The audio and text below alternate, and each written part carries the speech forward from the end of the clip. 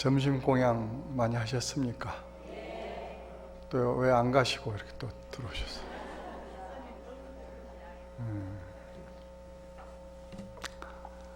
오후 법문은 좀 재미있게 해야 되겠는데 재미가 없을 것 같아서 걱정이네요.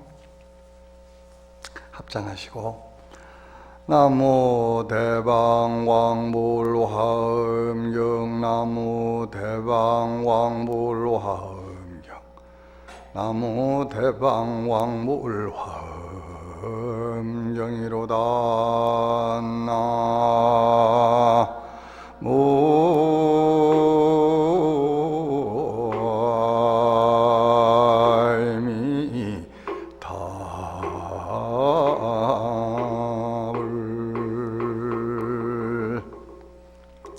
아침에 10조 95,048자라고 말씀을 드렸죠. 보리심을 바라는 데는 세 가지, 직심과 신심, 심심, 깊은 마음과 대비심이 있어야 된다 그랬습니다.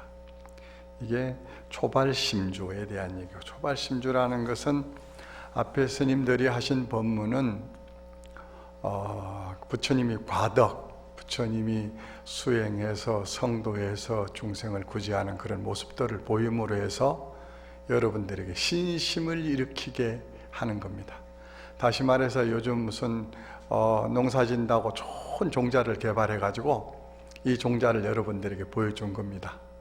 이 종자를 심으면 좋은 결과가 있을 것이다. 믿음의 신이 도원 공동모라 장양일체 재선근한다. 이런 앞에 스님이 했을 거예요. 믿음은 도의 으뜸이다. 도의 근원이다. 도의 뿌리다. 믿음으로 해서 모든 것이 성취되지 않습니까? 처녀총각이 만나서 믿지 않으면 결혼을 못하고 믿으면 결혼하죠. 뭐 씨앗을 심어도 믿어야 종자를 심을지 않습니까? 그러니까 초발심주를 통해서 이제 종자를 심는 것이 초발심주가 되겠습니다. 초발심주에서 가장 중요한 것은 아까 얘기했던 진여자성을 찾는 것, 또 진여자성을 좀 튼튼하게 하기 위해서는 선행을 해서 공덕을 지어야 되고, 그 공덕을 통해서 목적지에 가야 된다. 목적지에 간다는 것은 대비심으로 중생을 구호하면서 말하자면 내 바탕을 튼튼히 한다.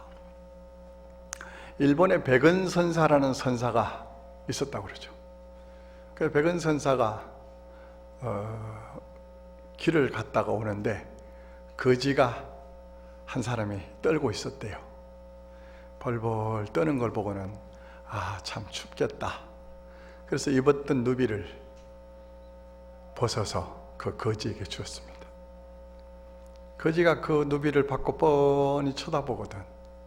그 백은선사가 하는 얘기가, 야 이놈아, 감사하다는 얘기 한마디 하면은 받아서 좋고 줘서 좋을 텐데 어떻게 그 한마디도 없냐 이러니까는 그 거지가 하는 얘기가,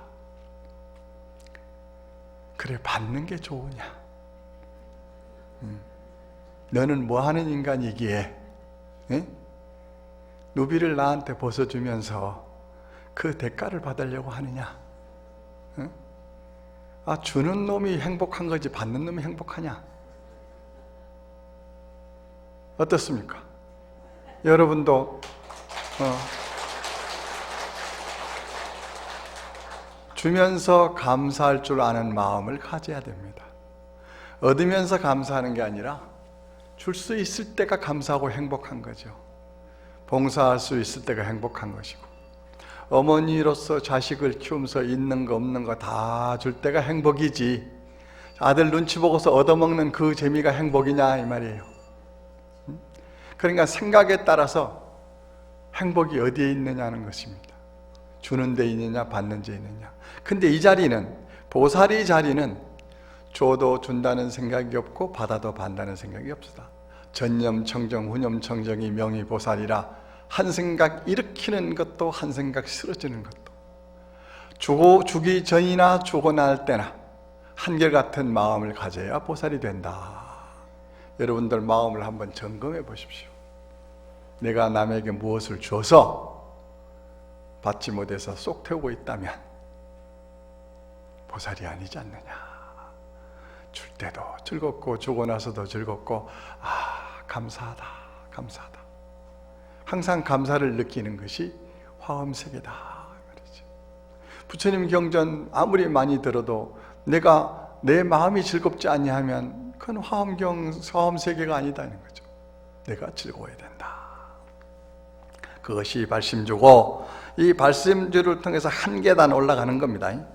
앞에서 발심주에서 그때 무해지, 무착지, 무단지, 무치지, 무의지, 무실지, 무량지, 무승지, 무해지, 무탈지 10가지 지혜를 부처님 가피력으로 법회보살에게 더 줬다 이 말이죠. 그러면은 걸림이 없는 지혜, 집착이 없는 지혜, 여러분들도 걸림이 없는 지혜를 가지고 있습니까? 끝없이 또 집착이 없는 지혜, 어디에도 매이지 않는 지혜. 저는 옛날 76년도에 교당 주지를 했는데 어느 날 문득 생각하니까 안주하고 싶은 생각이 드는 거예요. 내가 절을 하나 지어서 평생을 살아야 되겠다 이런 생각이 드니까 또 반대쪽으로 일어나는 생각이 어떤 생각이 드느냐면, 내가 절 지어서 편안하게 살라고 부모를 떠났을까? 부모를 떠날 때는 부모를 떠난다는 마음도, 부모를 버린다는 마음도, 부모를 이별한다는 마음도 못 가졌어요. 그냥 내가 하고 싶으니까 왔지. 그런데 중2 돼서 어느 날 내가 편안히 안주하고 싶은 마음이 들더라는 거죠. 그래서 병이 드는구나, 버리자, 버리는 연습을 하자 이래가지고 80년도인데 주지를 사표를 썼습니다. 사표를 써 갖다 주니까 혹시 사고 쳤나, 혹시 장가갈 일이 있나, 중이 잘못된다면 장가가는 일 아닙니까? 떠들썩하면 장가가는 일이고, 그래서 그건 지나봐야 되지 않겠는가. 그렇게 해서 사표 먼저 쓰고 버리지 못할까 싶어서 버린 적이 있습니다. 그 후로 지금까지 많은 절들, 많은 시간들을 떠다니면서 살았다는 거예요. 어디도 안주해 본 적이 없어요. 그래서 이 주처품을 가지고 문득 생각해, 내가 어디에 머물러 있나? 내가 어디에 있을까? 내가 주처가 어딜까? 내가 사는 곳이 어디냐? 산다고 하는 것은 이 육신 잠깐 맡겨놓는 것이지, 진실로 육신을 끌고 다니는 이 주체, 주인공은 과연 어디에 머물러 있느냐? 여러분들 수없이 많은 시간들을 살아오면서 어디에 살고 있느냐 돌아보면 막상 산 곳이 마땅치 않아요. 이 몸뚱이는 어느 지역에 묶어가지고 얽혀서 살아가고 있잖아요. 아들한테 얽히고 신랑한테 얽히고 재산에 얽히고 명예에 얽히고 직장에 얽히고 얽혀 사는데 그 마음은 거기에 멈춰 있지 않다. 어디에 멈춰 있을까? 이게 과제입니다. 오전 법문했듯이 400년 된 고원이 어디에 멈춰 있었기에 400년 만에 나타나서 배고프다는 그 말을 나한테 전했을까? 여러분들이 정신을 바짝 차려서 생각을 바르게 하셔야 합니다. 살아생전에 묵었던 생각들은 다 지워야 됩니다. 오지 않는 생각도 다 지워야 됩니다. 지금 당면한 현재 이 자리에서 어떻게 내가 머물고 있는가를 돌아보자 이 말이죠. 두 번째는 치지주가 되겠습니다. 치지주는 이제 앞에서 믿음을 바탕으로 해서 털을 잡았다 이 말이죠. 발심을 했다 이 말이에요. 발심을 했으니까 이제 털을 좀 닦아야 되지 않겠느냐. 치지주라는 게 땅 닦는 거예요 지금. 집 지으려고 땅 지금 고르고 있는 거예요. 그 다음에 땅을 더 골라가지고는 이제 농사를 지어야 됩니다. 수행을 해야 돼요. 수행을 해야 되면, 수행을 하고 나면 이제 농사를 잘 짓고 나면 이제 무슨 열매가 맺겠죠. 열매가 맺으면 이제 구족 방편주라 이래 이리저리 나누어도 주고 인심도 쓰고 꽃간에도 쌓아두고 하는 게 이제 구독 방편주. 그 다음에 정심주. 이제 딱 생각이 잡혔어요. 이제는 내가 곡식을 심어서 잘 가꾸어 가지고 거두어 가지고 이제 부자가 되었구나. 이제는 물러나지 않는 불태주에 온다 이 말이에요. 탁 이제 꼼짝 따는다 이 말이죠. 불태주에 와서 그 다음에는 동진주로 오는데, 동진주에 오면은 모든 것이 이제 천진난만해진다는 얘기는, 동진이라는 게 어리다가 하는 거거든. 그러면 여기 와서는 아주 이제 자유자재로 모든 것이 자유스러워지고, 그 다음에는 보방자주, 그 다음에 이제 거의 부처님이 다 되는 거예요. 부처님이 다 돼가지고 부처님이 법도를 지키는 거예요.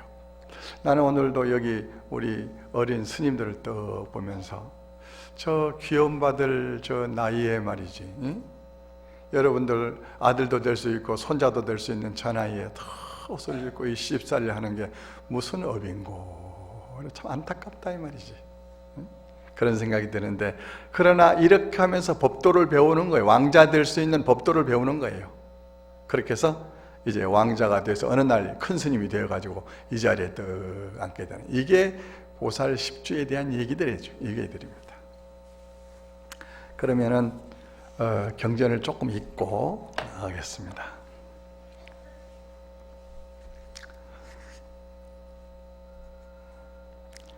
불자야 어떤 것이 보살이 치지주인가. 이 보살은 중생들에 대하여 10가지 마음을 내나니 무엇이 열인고.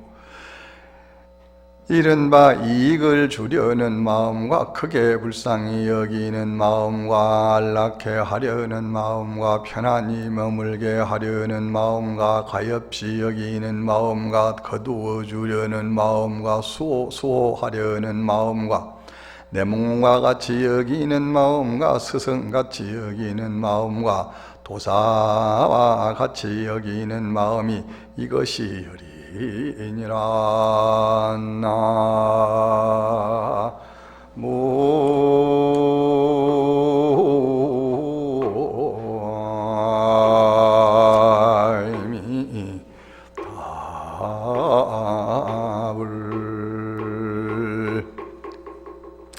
치지주라는 게 뭐냐? 이 보살이 중생을 위해서 10가지 마음을 내나니 무엇이 열이냐? 어떻게 하면 이익을 줄 수 있을까? 나를 만나면 조금이라도 이익을 줘야 되는데 무슨 이익을 줄 것인가? 남에게 피해를 주면 나의 존재 가치가 있겠는가? 남에게 이익을 주는 사람이 된다는 것, 이익을 주자. 두 번째는 대비심을 갖자. 불쌍히 여기는 마음, 어머니와 같은 마음, 이런 마음을 갖자. 세 번째는 즐겁게 안락심, 즐겁고 편안한 마음을 주자. 그 다음에는 안주심, 편안하게 머무를 수 있는 마음, 내한테 오면 편안히 살 수 있는. 부처님 생전에 새가 한 마리 날라와서 말이지, 부처님 어깨에 와서 꼬뻑꼬뻑 존다 이 말이지. 그런데 아란존자 어깨에 와서 새가 한 마리 날라왔는데 잠을 못 자고 발발 떤다 이 말이지.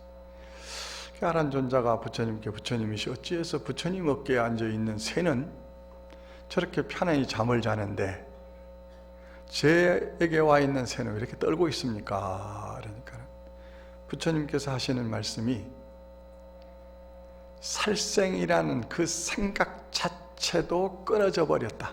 죽이겠다는 그 생각까지도 끊어져 버렸다.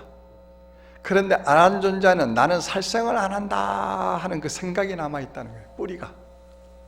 차이점이죠.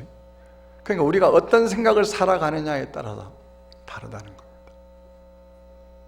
그러니 정말로 우리가 대비심을 일으켜가지고 나에게 오면 편안하게 쉴 수 있는 공간을 주는 것도 좋다.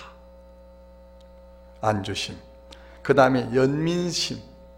연민이라는 것 있죠. 좀 측은지심이라나요? 사모지심이라나요? 은근히 생각하는 거예요. 연민심. 그 다음 섭수심. 안아주는 것. 그 다음에 수호심. 보호해주는 것. 그 다음에 동기심. 내 한 몸같이 생각하는 것. 모든 사람이 한 몸같이 생각하면 이 세상은 평화로운 세상이 아니겠습니까? 그 다음에는 사심, 스승과 같은 마음. 뭔가 올바른 길로 인도해주고 잘못된 것을 바로 잡아주고 고쳐주고. 나는 항상 이 얘기를 자비라는 두 글자를 그렇게 생각합니다. 자는 아버지요 비는 어머니다.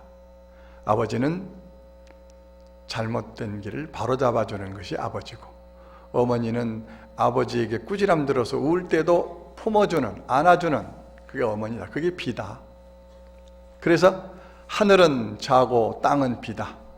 태양이 있어야 이 대지의 모든 생물이 자라듯이 하늘이 없는 대지가 존재할 수 없고, 대지가 없는 하늘이 존재 가치가 있느냐 말이죠. 이해가 가시죠? 예. 그 다음에 도사심, 이끌어주는 마음. 이 모든 것을 잘 이끌어줘야지 하는 이런 마음이 있어야 된다. 이 10가지가 바로 땅을 다지는, 나의 신심을 다지는, 나의 그 믿는 뿌리를 다지는 주가 된다, 이런 얘기입니다.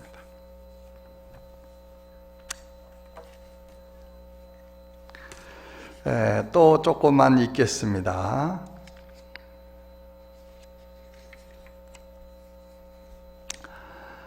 불자들이여 어떤 것을 보살의 수행주라 하는가. 이 보살이 10가지 행으로 일체의 법을 관찰하나니 그 10가지 행이란 무엇인가.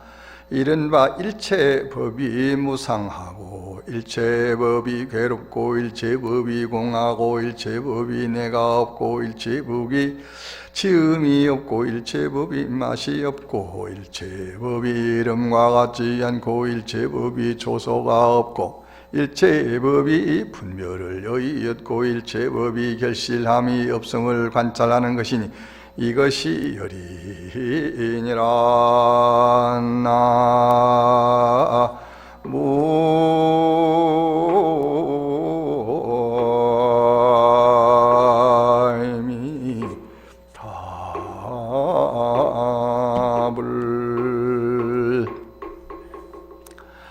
이 보살이 이 앞에서 얘기했듯이 어떻게 행할 것인가, 또 어떻게 보살도를 이룰 것인가 해서 여기에서도 해야 할 일과 앞으로 닦아야 할 일을 계속 반복해서 얘기를 했는데, 이것을 다 얘기할 수가 없어서 이제 보살이 수행주가 뭔가에 대한 얘기만 제가 드리고 있습니다.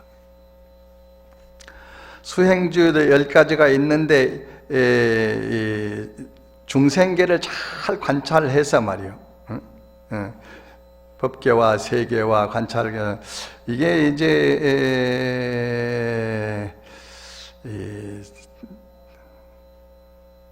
수계, 화계, 풍계를 관찰, 욕계, 색계, 무색계 이렇게 하는데, 이거는 내 몸이 무상하다는 것을 관하는 거예요. 제가 요즘 나는 어떻게 해서 태어났는지는 잘 모르겠고 노병을 앓고 있습니다. 여러분도 노병 앓고 계시죠? 예. 그런데 이제 그 무상살기, 죽음이라는 놈이 이놈이 자꾸 유혹을 해요. 이제 좀 올 때 안 됐나? 나는 조금 더 기다려봐라. 아직까지 시간이 좀 있다. 그래가지고 여기 타려면 그거 고치고 저거 타려면 저거 고치고 하면서 요즘 살고 있는데, 제가 항상 잘 쓰는 얘기가 젊었을 때는 생각 따라 움직였는데 나이가 들어가니까 생각 따라 움직여지는 것이 아니고 몸 따라 움직인다. 여러분들은 생각 따라 움직이시죠? 오늘 그 화원법회에 오신 것도 생각이 이끌어서 왔습니까? 몸이 이끌어서 왔습니까? 생각이 이끌어서 오셨죠? 그러니까 여러분은 훨씬 훌륭하고 앞서가는 분들이죠.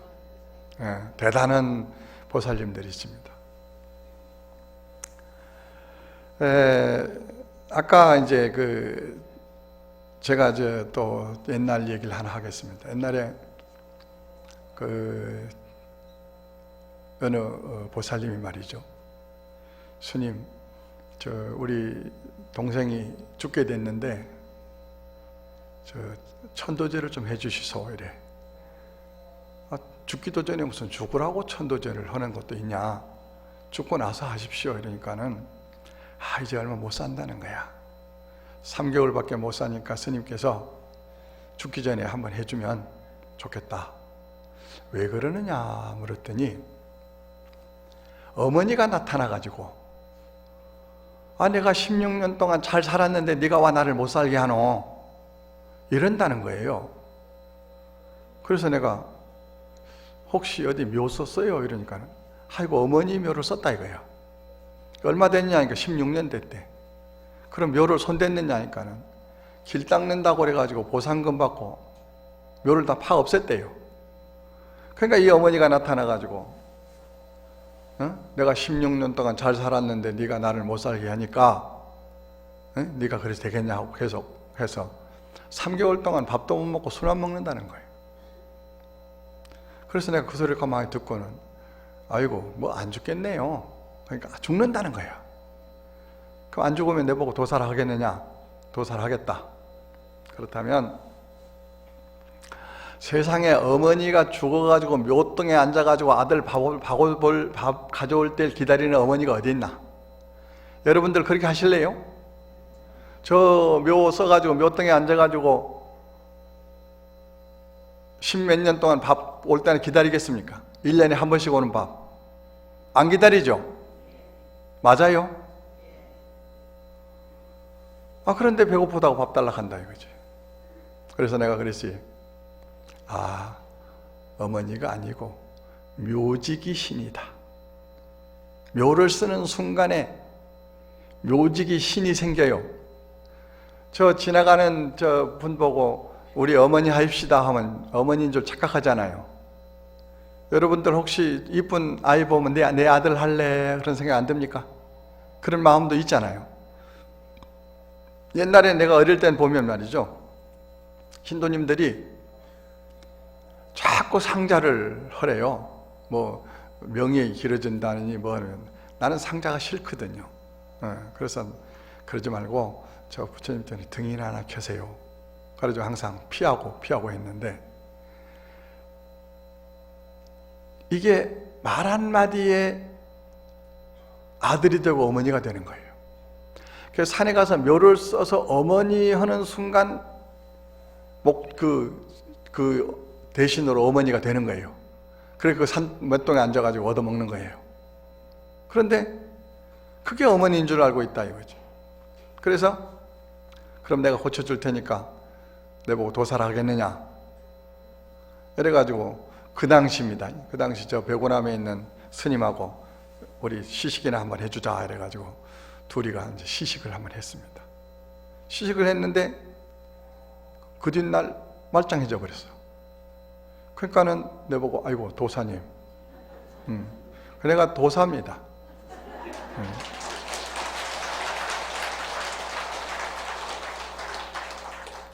왜 박수 칩니까? 도사라고. 그러니 우리가 잘못 믿는 마음이 끝없이 생긴다는 것이죠. 한 생각이 삐뚤어져 버리면 영원히 잘못된다는 거예요. 그래서 우리 선망 부모를 위해서 죄를 지내야 돼. 그분들이 좋은 곳에 가서도록 기도해 드려야 되고, 그 삿된 데 묶여가지고 내가 허덕일 일이 아니다 이 말이죠. 또 하나 여러분들에게 이제 아주 중요한 얘기입니다. 이거는 꼭 여러분들도 명심해야 되고 우리 스님들도 들어둬야 될 얘기인데, 집에서 그 신주 단지 모시는 분들 있잖아요. 화엄경 법문으로 와가지고 귀신 얘기만 해가지고 한다고 또 막. 어쨌든 신주 단지 모셔놓은데 이제 우리가 다 애환이 있습니다. 우리가 살아오면서 그 고통이 많았잖아요. 그러면은 그 고통을 덜어보려고 신주 단지를 모시고 그 신주 단지에다가 아들, 딸 잘 돼달라고 막 빌잖아요. 그러다가 어느 날 어머니 돌아가시고 며느리가 말이죠. 아들이 이거 처치곤란이거든. 그래서 산에 갖다 버립니다. 버리면 반드시 후환이 있습니다. 후환이 있어가지고 집안에 우환이 생기는데 어떤 우환이 생기느냐? 정신적으로 다 문제가 생깁니다. 뭐 신경 노이로제라든지 우울증이라든지 또 머리가 좀 이상하다든지 막 이래가지고 하나 고쳐놓으면 하나 탈라고 하나 고쳐놓으면 하나 탈라고 막 이렇게 됩니다. 그래서 여러분 그런데 아무리 조상님을 위해서 죄를 10번을 지내도 낫질 않습니다.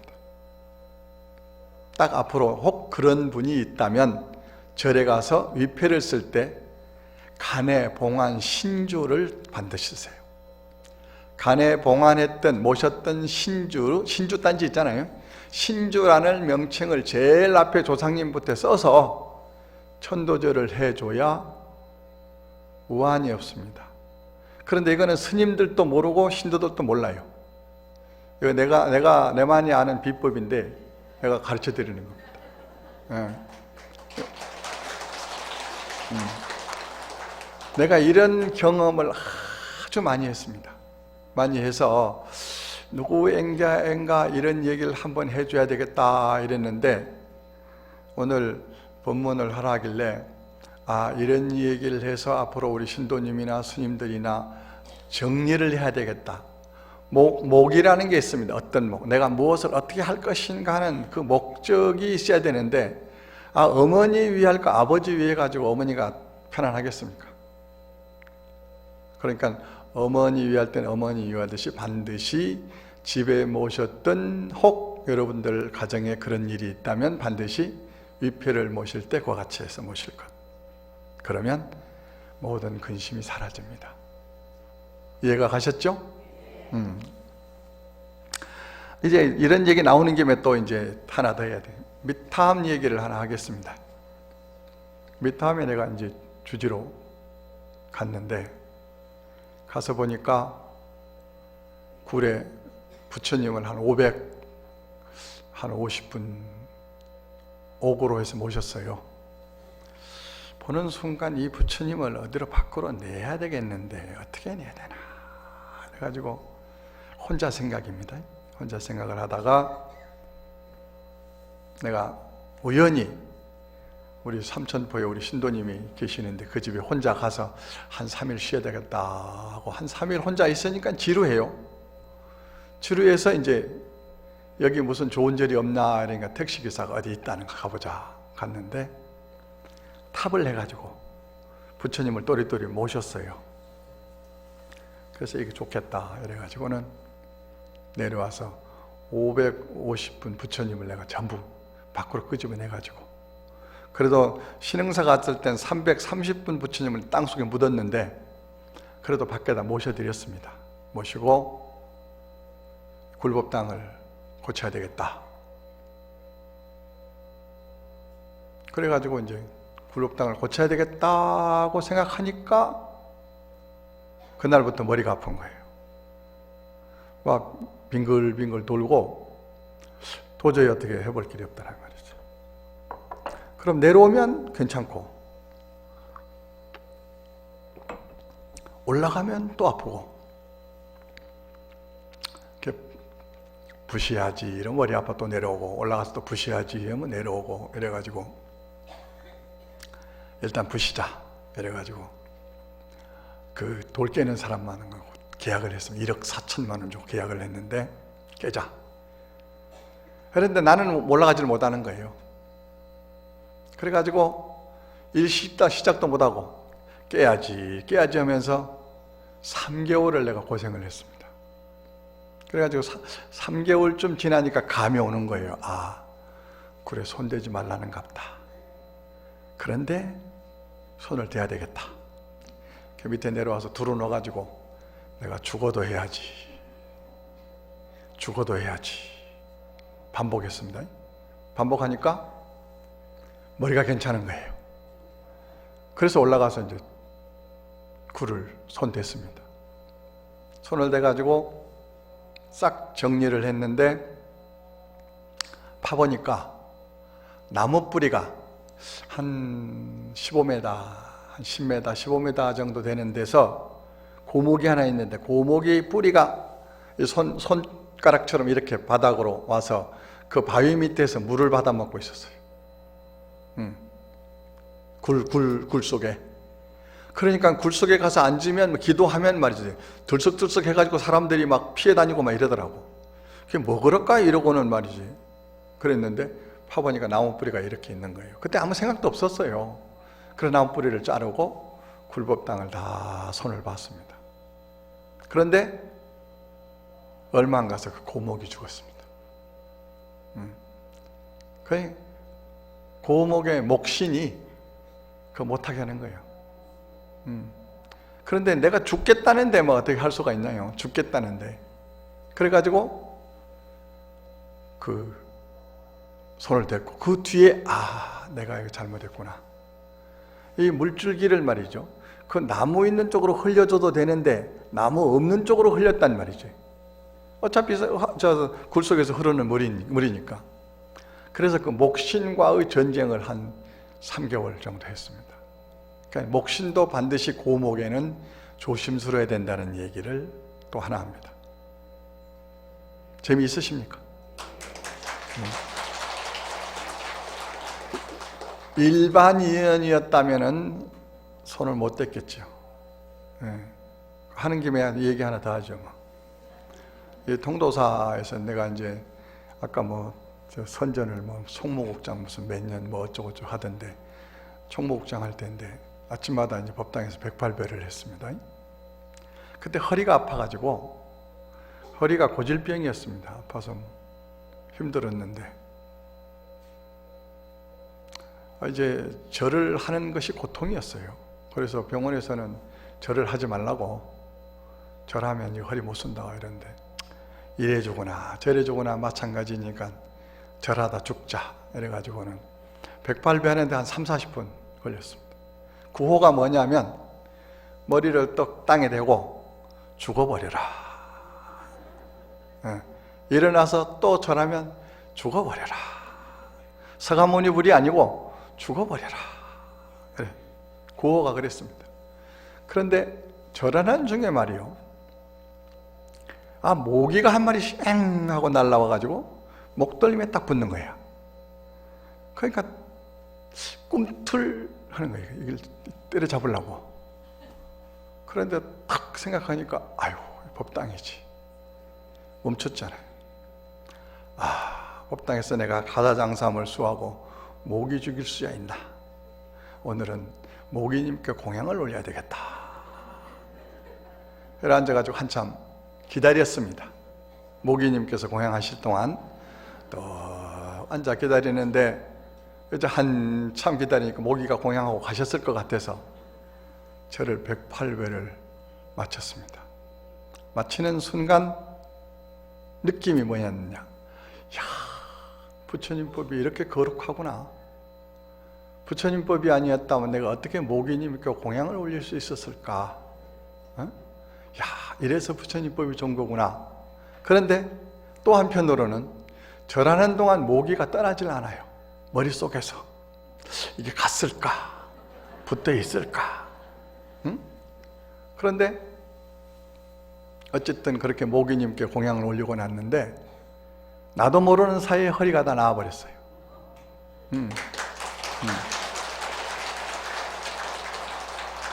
거짓말 같죠? 나도 몰랐어요. 한참 지나고 나서 왜 허리가 안 아프지? 그러니까 그 모기님께 공양 올리고도 허리 낫는 비결이 있다는 거죠.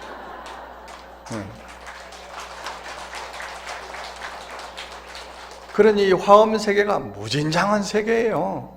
이게 다 화엄색이 아니면 이루어질 수가 없어요. 여러분들도 한번 그래 보세요. 네? 공경스러운 마음으로 모기님께도 공양을 올리고 그냥 이렇게 하다 보면 좋은 일이 생겨요. 그래서 내가 신흥사 들어갈 때 91년도 죽으려고 들어갔거든요. 근데 지금까지 말짱하게 살아있잖아요. 뭐 귀신하고도 다투기도 하고 목신하고 다투기도 하고 뭐 모기님께 공양도 올리면서 말이지 오늘까지 이런 경험을 가지고 산다 이 말이라요. 그러니 큰 것에 모든 것이 있는 것이 아니라 아주 적은 데서 모든 게 다 갖추어져 있다 이 말이죠. 파도 하나가 출렁했는데 만파가 됐다 이 말이죠. 만 개의 파도가 출렁출렁 되듯이 이 보살의 발심에서 보리심만 탁 일으키면 모든 것이 다 해결된다 이 말이죠. 근데 보리심을 일으켜놓고 증장하질 않는다는 거죠. 좀 키워야 되는데 키우질 않는다는 말이죠. 아까 얘기했듯이 취주주에서 얘기했듯이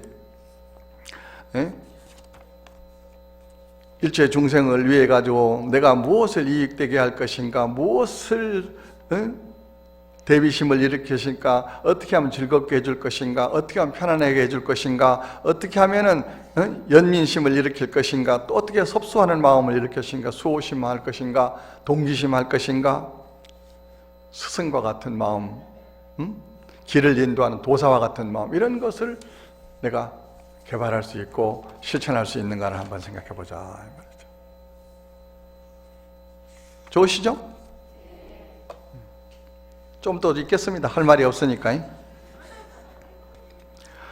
불자들이 어떤 것이 보살이 생기주라 하는가. 보살은 성인의 교법으로부터 태어나서 10가지 법을 성취하나니 무엇이 열인가 이른바 퇴전하지 아니하며 부처님께 청정한 믿음을 깊이 내며 법을 잘 관찰하며 중생과 구토와 세계와 업이 행과 과보와 생사와 열반을 잘 아는 것이 이것이 열이니라.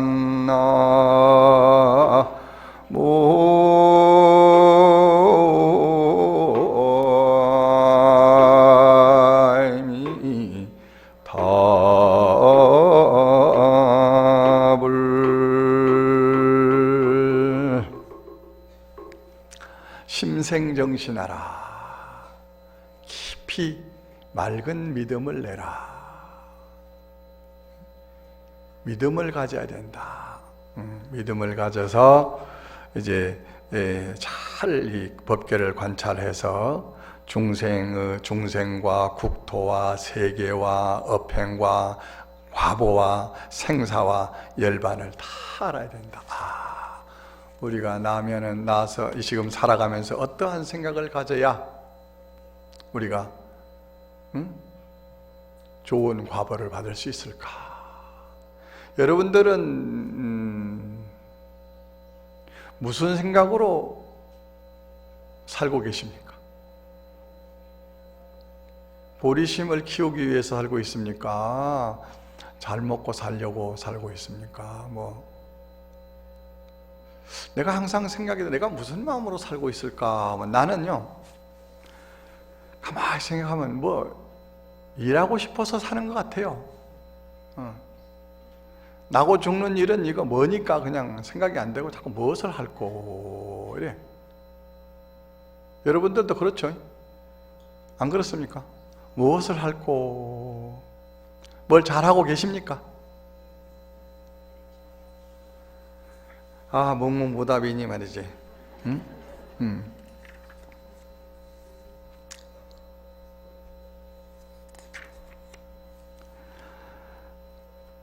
불자부들이 어떤 것을 보살이 구족 방편주라 하는가. 이 보살이 닦는 선근은 모두 일체 중생을 구호하며 일체 중생을 요익해 하며 일체 중생을 안락해 하며 일체 중생을 가엾이 여기며 일체 중생을 제도 해탈케 하며 일체 중생으로 하여금 모든 재난을 여의게 하며 일체 중생으로 하여금 생사의 고통에서 벗어나게 하며 일체 중생으로 하여금 청정한 신심을 내게 하며 일체 중생으로 하여금 다조복함을 얻게 하며 일체 중생으로 하여금 열반을 증득하게 하려는 것이니라.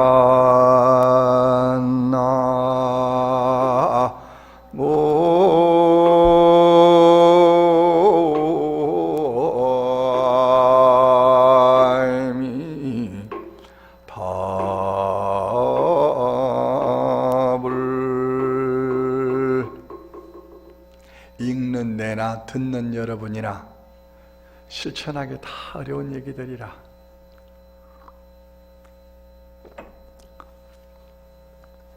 그러나 보살이 되려면 아까 같이 내가 어디에 묶여서 가지 않으려면 이 보살 발심을 해야 된다. 보살이 마음을 닦아서 전념과 후념, 생각 일으키는 생각과 일으키는 한 후의 생각도 잘 다스릴 줄을 알아야 된다. 그렇죠. 줬다는 생각에 붙들려 버리면 내가 그 생각에 묶여가는 거거든. 내가 항상 이 얘기를 합니다. 줄 때 마음도 즐거워야 되고 주고 난 마음도 즐거워야 된다. 줄 때는 짜증을 내지 말자. 짜증을 섞여서 주면은 짜증을 섞여서 받느니라. 어떻습니까? 그렇죠? 어쨌든 우리가 좋은 마음으로 무엇인가 내 삶을 윤택케 할 수 있는 마음. 요즘은 참 사회를 보면서 안타까운 마음들이 많이 생겨요. 사회도 부모 형제를 버리는 시대가 왔습니다. 여러분들 정신 바짝 차려야 될 일이, 정신만 조금 혼미해졌다 하면 요양병원이라는 데 갖다 내버려가지고 살아도 산 게 아니고 죽어도 죽은 게 아니더라. 요즘은 스님도 그 사회본을 봅니다. 스님도 조금 하면 요양병원이 정신병원에 갑니다. 그래서 나도 저기 갖다 버림 안 받으려면은 악착같이 잘 살아야 되겠다. 잘 살아야 되겠다. 노력을 하고 있습니다. 노력하면서 어쨌든 부처님 법에 의지해서 잘 살아야 되겠다. 내는 저 영단에 죄를 지낼 때 항상 영가들에게 하는 얘기가 있습니다. 발보리심해라. 보리심을 바래라. 의지할 데가 없으면 아미탑을 의지해라. 그리고 좀 먼저 가서 자리 좀 잡아놔라. 금생에 내가 와서 보니까 외롭다. 다음 생에 가서 벗으로 좀 만나자. 우리가 만나서 도 닦자. 그렇게 권합니다. 여러분들도 그렇게 한번 권해보십시오. 좋은 곳으로 가셔서 다리 잡아놓으면 나도 가서 여러분들과 함께 새로 좀 더 큰 공부를 합시다. 올바른 스승을 만나고 올바른 가르침을 듣고 올바른 수행을 해서 우리가 저 부처님처럼 위대한 말이지 거룩한 성인이 됩시다.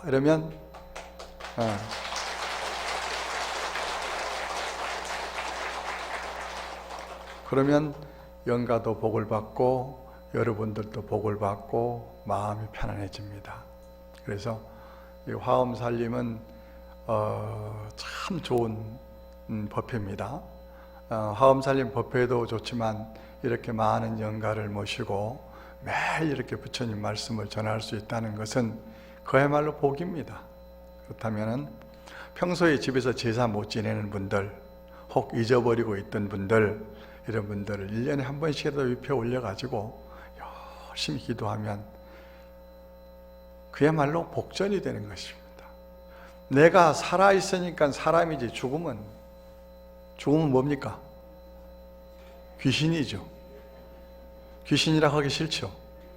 여러분 죽으면 뭡니까? 영가죠. 귀신이 아니고. 그죠?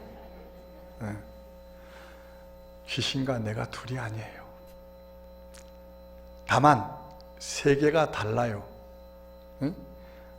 귀신들이 사는 세계와 우리들이 사는 세계가 다르다 말이죠.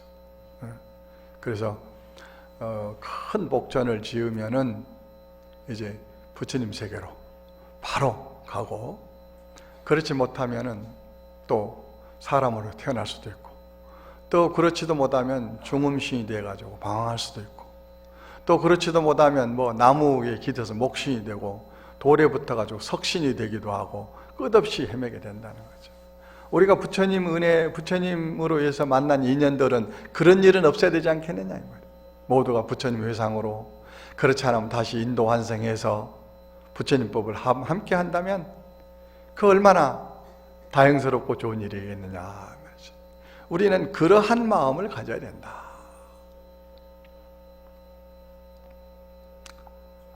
또 뭐 재미난 얘기 하나 할까요? 재미난 얘기만 하면 남들이 또 내보고 뭐 맨날 그런 얘기만 했다고 또 할까 싶어가지고 또 한 편 또 읽고 가야 되겠습니다.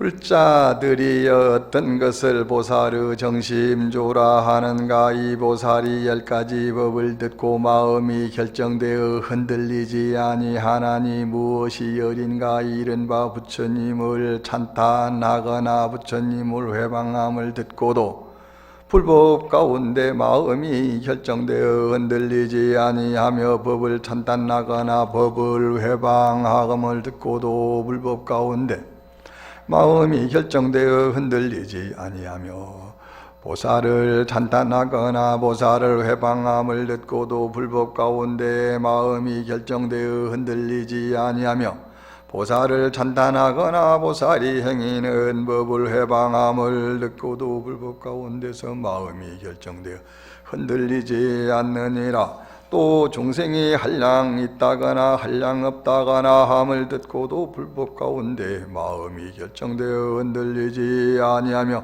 중생이 때가 있다거나 때가 없다고 말함을 듣고도 불법 가운데 마음이 결정되어 흔들리지 아니하며 중생이 제도하기 쉽다거나 제도하기 어렵다고 말함을 듣고도 불법 가운데 마음이 결정되어 흔들리지 아니함이니라. 또 법계가 한량이 있다거나 한량이 없다고 함을 듣고도 불법 가운데 마음이 결정되어 흔들리지 아니하며 법계가 이룩하는 것도 있고 무너지는 것도 있다고 말함을 듣고도 불법 가운데 마음이 결정되어 흔들리지 아니하며 법계가 있다거나 없다거나 말함을 듣고도 불법 가운데 마음이 결정되어 흔들리지 아니하니 이것이 열이니라.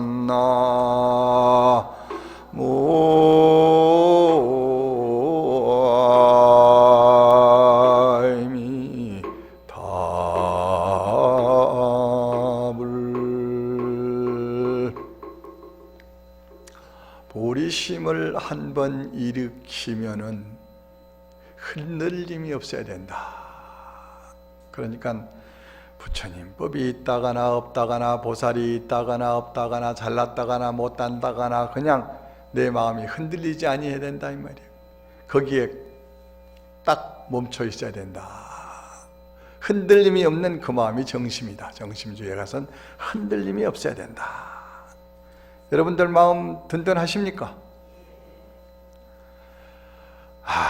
전작법 안 주면 전작법 안 준다고 투정할 것이고, 교통이 불편하면 불편한다고 할 것이고, 이제 대문 나가면 서로 앞에 가려고 다툴 것이고, 내가 안 봐도 훤한데 대답은 그럴듯하게 한다 이 말이죠.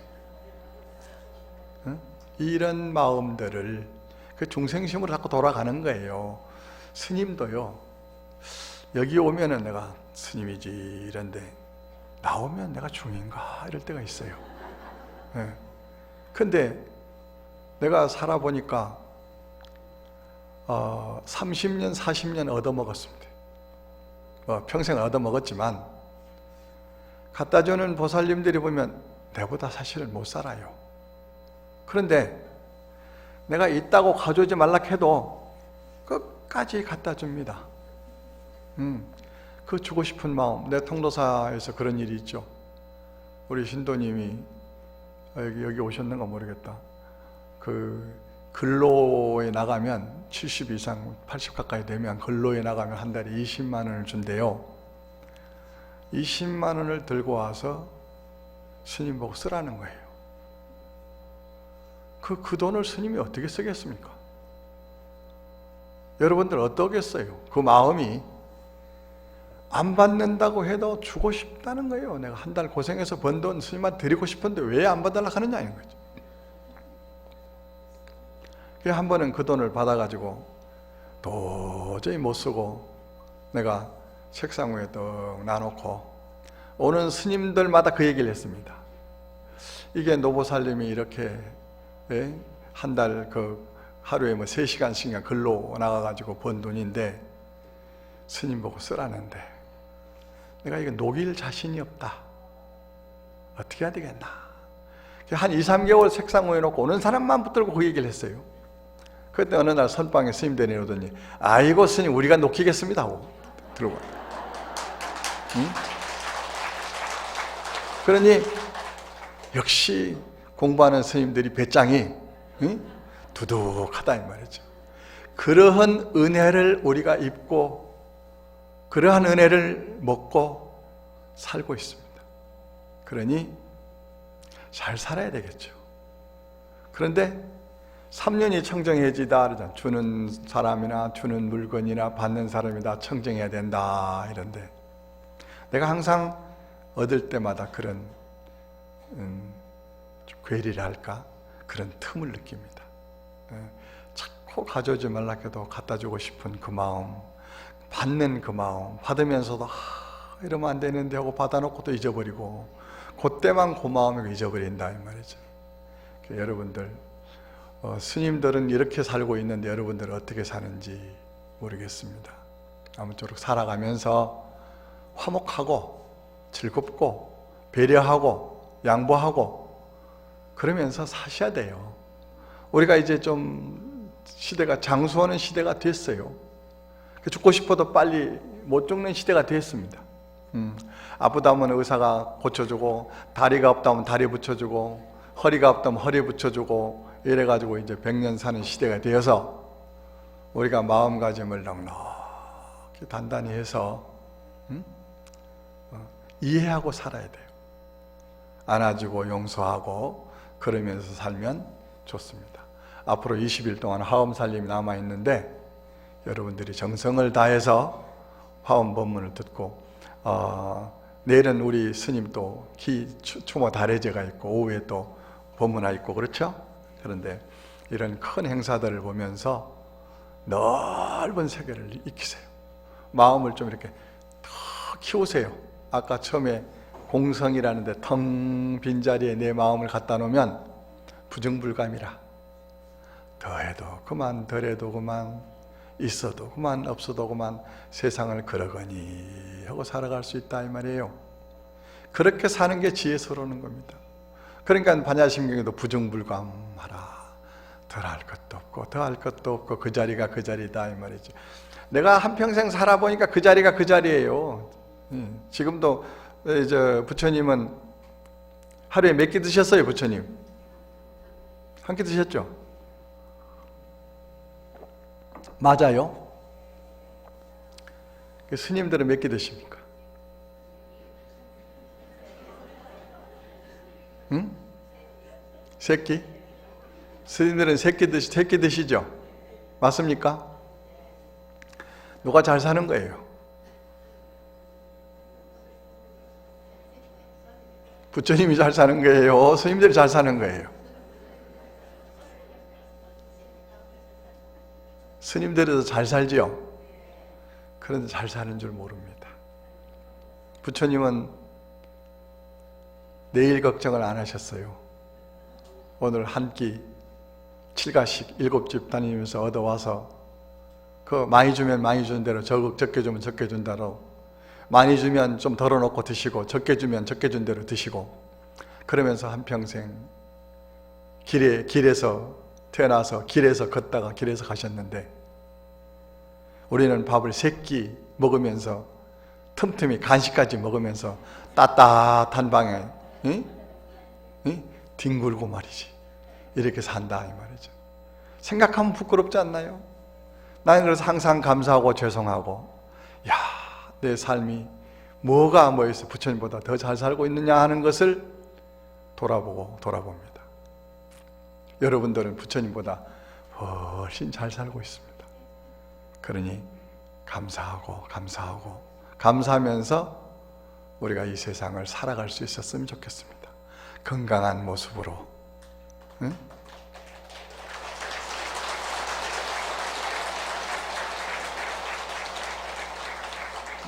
마칫들 하면서 안 마치죠. 네. 오늘 이거 이 정도만 하고 이제 그만하겠습니다. 아무쪼록 오늘 함께 들어주셔서 감사하고 함께 해주셔서 감사합니다. 2년 공덕으로 모두 성불하십시오.